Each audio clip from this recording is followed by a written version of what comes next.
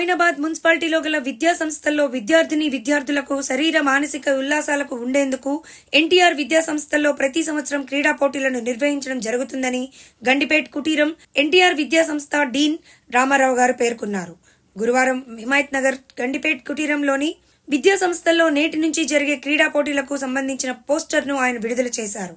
ఈ సందర్భంగా మాట్లాడుతూ ప్రతి సంవత్సరం మాదిరిగానే ఎన్టీఆర్ విద్యా సంస్థల్లో ఈ సంవత్సరం నవంబర్ 1 నుంచి 3వ తేదీ వరకు వివిధ క్రీడా పోటీలను ప్రభుత్వం, ప్రైవేట్ పాఠశాలల్లో పాటు ఇంటర్ డిగ్రీ చదువుతున్న విద్యార్థులకు ఈ పోటీలు నిర్వహించడం జరుగుతుందని తెలిపారు. జిల్లా స్థాయిలో దాదాపు 80 పాఠశాలలకు ఆహ్వాన పత్రికలు పంపించడం జరిగిందని తెలిపారు. ఇందులో 50 పాఠశాలలకు పైగానే 2000 మంది విద్యార్థులు పాల్గొనే అవకాశం ఉందని అన్నారు.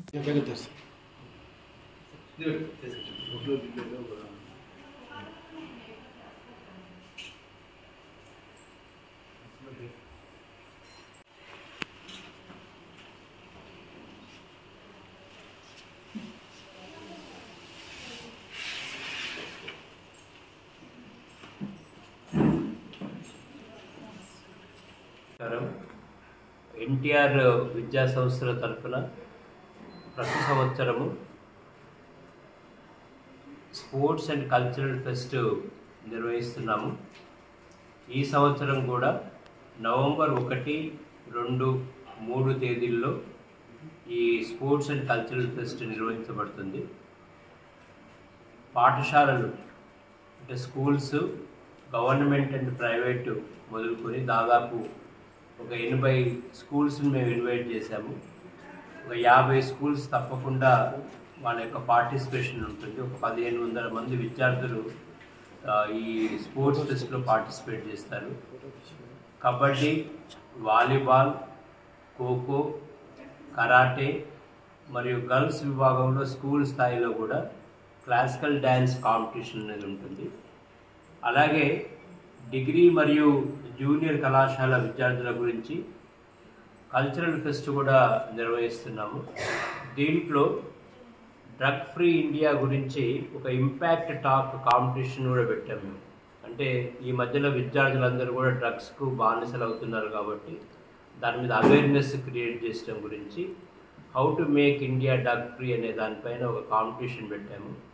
దానిపైన ఎన్టీఆర్ విద్యా సంస్థలు కూడా చురుగ్గా క్యాంపెయినింగ్ చేస్తున్నాయి.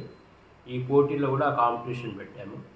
అదేవిధంగా క్విజ్, ర్యాంప్ వాక్, తర్వాత spell be, just a minute, mono action, dance, ఈ కాంపిటీషన్, పెయింటింగ్, ఈ కాంపిటీషన్స్ కూడా పెడుతున్నాము. మంచి ఫేమస్ ఎడ్యుకేషన్ ఇన్స్టిట్యూషన్స్ దాదాపు 15 నుంచి 20 విద్యా సంస్థలు, ఒక 200 మంది ఇంటర్ డిగ్రీ విద్యార్థులు కూడా ఈ కాంపిటీషన్లో పార్టిసిపేట్ చేయబోతున్నారు. మా మేనేజింగ్ ట్రస్టీ శ్రీమతి నారా భువనేశ్వరి గారు ఈ ఈవెంట్స్ని 1వ తారీఖు రోజు 10ంటికి ఇనాగ్రేట్ చేస్తారు.